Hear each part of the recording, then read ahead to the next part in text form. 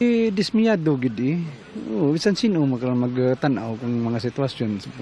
Amo na niya tabo, ang happy dali lang.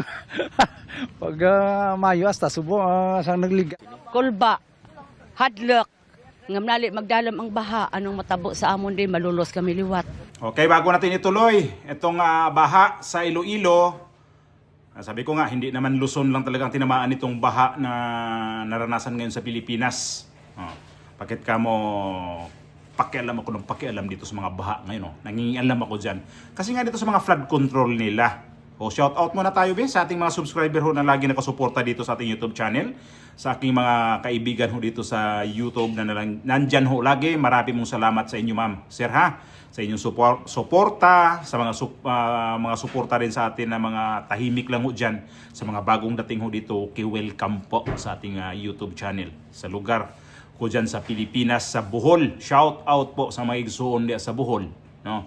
Sa mga silingan diya sa Bohol. Amping mong tanan, taga Bohol ha. Luzon, Visayas at Mindanao, maayong adlaw, maayong buntag, good morning sa tibuok Pilipinas. Sa amin dito, magagabi pa lang, mag-aalas 10 pa lang ng gabi. So, balikan natin yung topic natin ngayon, baka mamaya maboring kayo. Yung first district nitong Iloilo, itong Tigbaw. Grabe, nangakig ganun mga taga Iloilo kay lakas ng baha doon at may mga bahay na tinangay ng tubig. At yung flood control mitigation dyan, Mayo lang daw natapos, sabi ng balita, hindi ako nagsabi, kaya ako nag-react dito eh. Yung sabi ng balita, kaya galit na galit itong mga taga Iloilo, kaya sabi, grabing pag-react nila. Masama ang loob dito sa ginagawang flood control. At sino kaya ang congressman dyan sa first district ng Iloilo?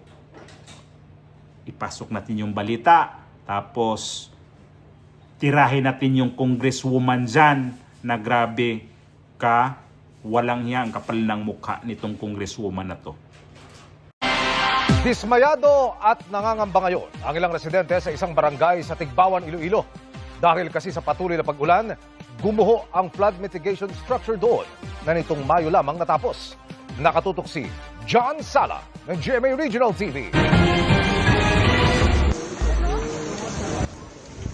Gumuho ang bahay ni Ramiero sa barangay Napnapan Sur, Tigbawan, Iloilo noong Lunes dahil sa patuloy na pag-ulan. Matapos ang ilang oras, gumuho ang katabi nitong flood mitigation structure. Ayon sa Municipal Engineering Office, nitong Mayo lang natapos ang proyekto na nasa 139.7 million pesos ang halaga. Wala pang 3 buwan, napansin ng mga residente na may mga bitak na ito bago ito gumuho. Kaya matindi ang pangamba ng mga residente. Dismiyado gid eh. Oo, bisan sino magtanaw kung mga sitwasyon. Amo na niya tabo, ang happy dali lang. Pag Mayo hasta Subo sang nagliga. Kulba, hadlok, ngam nali magdalam ang baha, anong matabo sa amon din, malulos kami liwat. Di ba? Ay sang una nalulosong kami.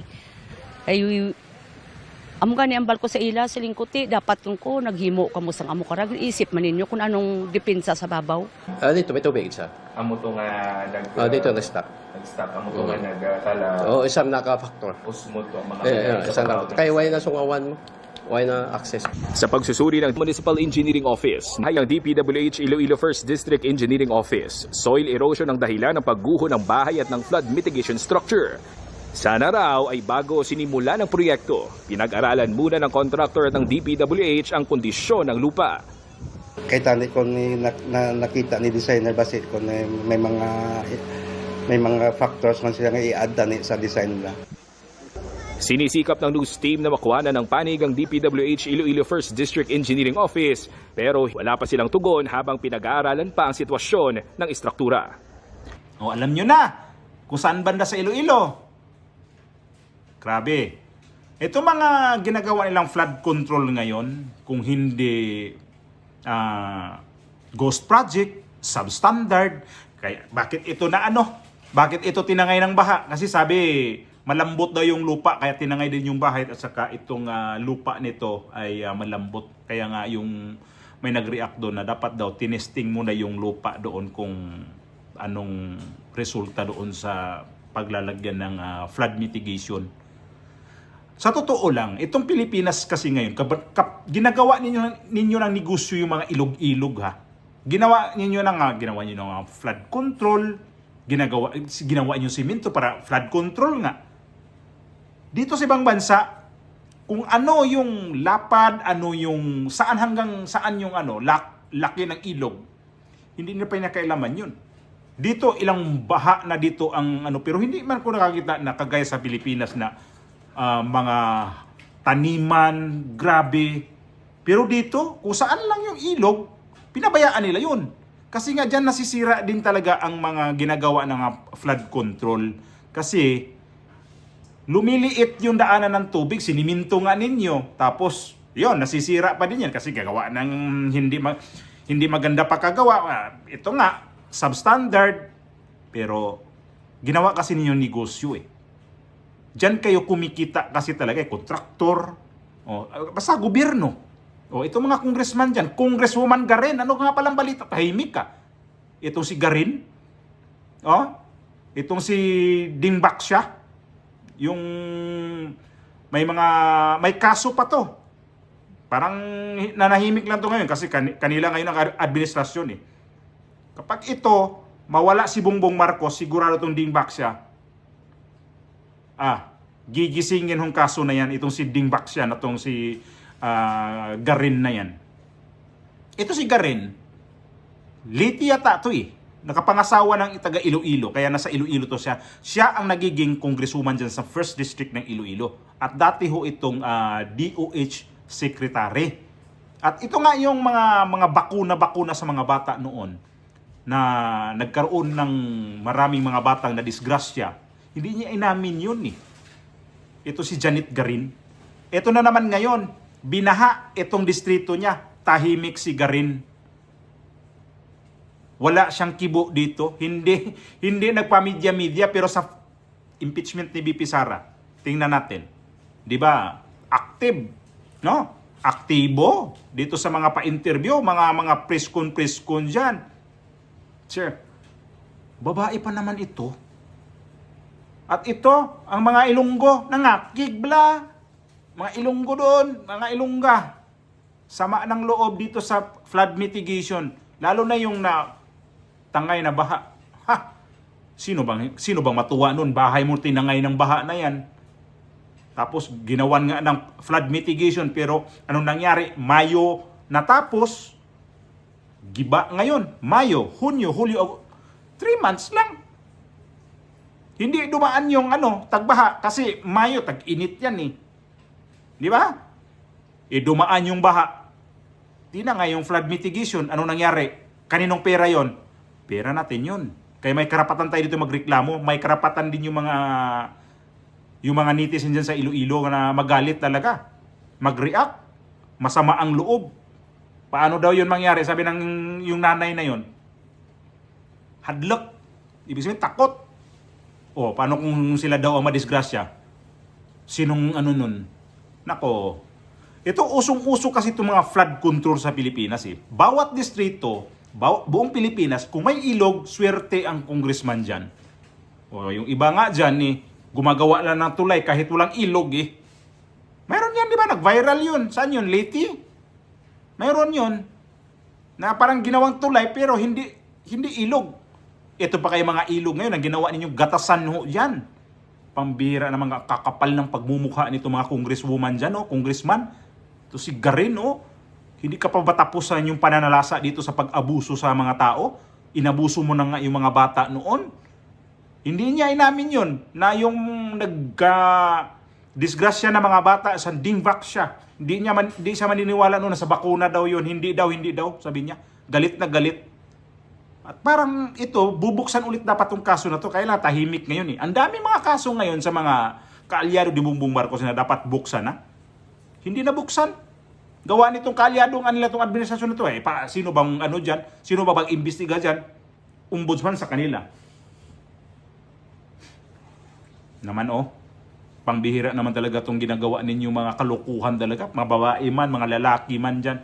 Etong ombudsman, ewan ko. Ba't tutok lang dito sa kontrapartido ni Bongbong Marcos?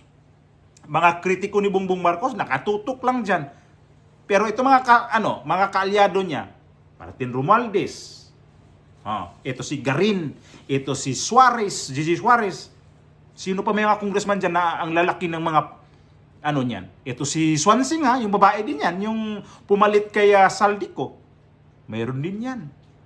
O si Estila Kimbo, sana ngayon yung mga kaso nito, sana yung mga issue nito ngayon. Buksan nyo na, ombudsman. Matatapos na yung termino ni Bongbong Marcos. Tahimik pa rin kayo. Ito nga, pagka si BP Sara ang manalo dito, o kung sino man manalo dito na kapanalig ni BP Sara, harvest talaga itong mga to. Yung mga kapal ng pagmumukha nito. Una-una si Bongbong Marcos, yan ang una talagang ipakulong. Pag ako magiging presidente na Bongbong Marcos targetin ko muna. Tapos bago yan, sino-sino nyo tatamaan yan. Tingnan natin kung hindi lilinis tong Pilipinas sa mga kurap na mga buaya na yan. Magsipaglayasan yan kapag si Bongbong Marcos makulong na.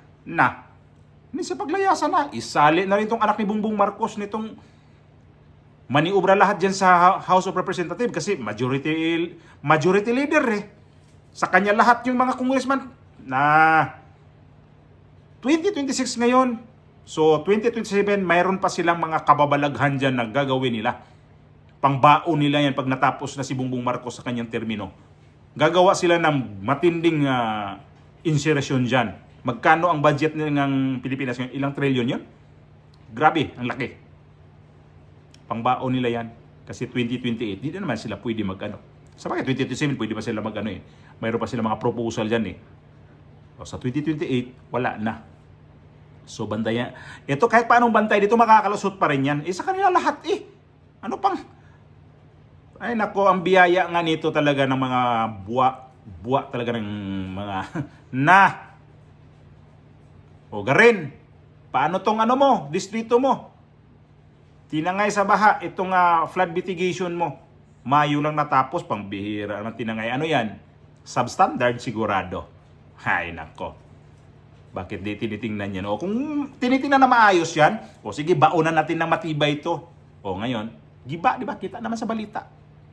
Nakita sa balita kung gaano ka laking damage dyan sa Iloilo. Yung mga Iloilo, binuto nyo kasi itong napaka demunyetang congresswoman ninyo Naman, Garin, kapal ng pagmumukha mo. Pah!